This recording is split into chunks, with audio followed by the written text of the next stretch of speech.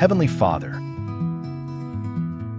thank you for showing us that even when we fall, there's always a path back to restoration. Teach us to take responsibility for our actions with honesty and humility. Give us the courage to face our mistakes instead of hiding from them. Help us not only to ask for forgiveness, but also to make things right where we have caused harm. Form in us a heart that is willing to grow, to learn,